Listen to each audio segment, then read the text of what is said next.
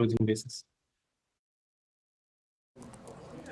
Okay अच्छा जरा एक बार आप रखिएगा वो इंडस्ट्रीज वो सेक्टर्स जो कि हम ग्लोबली आई थिंक जिनका एक सरोकार होता है।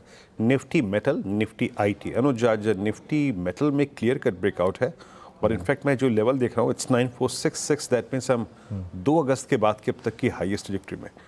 अगेन जब हमें ग्लोबल इवेंट की तरफ बढ़ रहे हैं, मेटल्स को कैसे अप्रोच करना चाहिए, क्योंकि हमने जुलाई अगस्त में इसमें अनवाइंडिंग सीरीज देखी थी।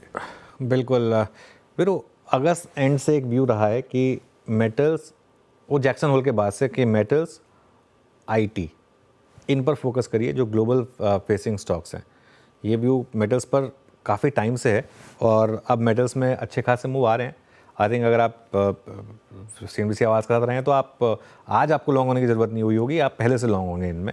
तो ये एक खैर ऑब्वियसली एक अच्छा सेक्टर है मार्केट के लिए, ध्यान रखिएगा। लेकिन इसमें एक दूसरा एंगल भी है, चाइना वाला एंगल, उसको मत भूलिएगा। अगर चाइना का स्लो डाउन बढ़ा अगर, तो वो कैसे इम्पैक्ट करेगा मेटल्स को, ये भी ज़रूरी होगा।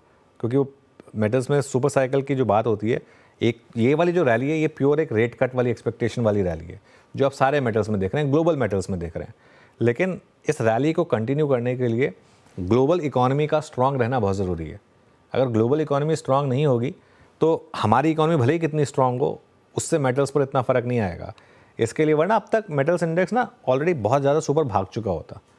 तो अगर ये चाइना में स्लो डाउन, कुछ यूएस में भी रिसेशन के फियर्स, अगर ये सब हुए तो खाली रेट कट से काम नहीं चलेगा। ये रेट कट वाली रैली फिर फिजल आउट बहुत जल्दी होगी। मेरा ये मानना है कि इस समय तो आप मेटल्स में लॉन्ग रहें, लेकिन फेड के आउटकम के बाद एक बार के लिए प्रॉफिट बुक कर लें वहाँ पर। उसके बाद देखें कि इकोनॉमी कैसे काम कर रही है। वो मेरे ख्याल से एक अप्रोच रहेगी मेटल्स पर। लेकिन अभी तो लॉन्ग बनता है, एक मतलब थर्सडे तक तो लॉन्ग बने रहना बनता है यहाँ पर, और गिरावट में ऐड करने का मौका बनेगा। बाकी आप चाहें तो पोर्टफोलियो में, लेकिन अभी इन स्टॉक्स को नहीं ऐड किया जा सकता वीरू, क्योंकि उसमें बहुत बड़ा रिस्क रहता है। ये हमेशा ट्रेडिंग बेट्स होती हैं, मतलब ट्रेडिंग पोर्टफोलियो में रख सकते हैं, कोर पोर्टफोलियो में नहीं रख सकते इनको।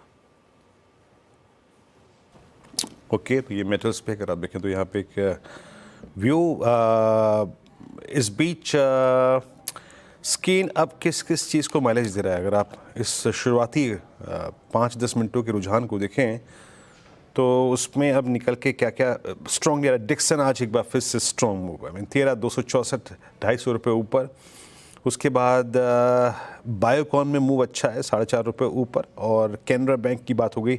DLF का आज जिक्र किया गया था मेरे ख्याल से आज स्पॉटलाइट में, दैट्स डूइंग वेल। DLF पर आशीष बहती जी, अभी कोई ऑप्शन ट्रेड आपका? जी वीरेन जी, चार्ट स्ट्रक्चर तो बहुत अच्छा बना हुआ है DLF का, और कंटिन्यूअसली पूरा का पूरा रियलिटी सेक्टर में आज बाइंग इंटरेस्ट देखने मिल रहा है।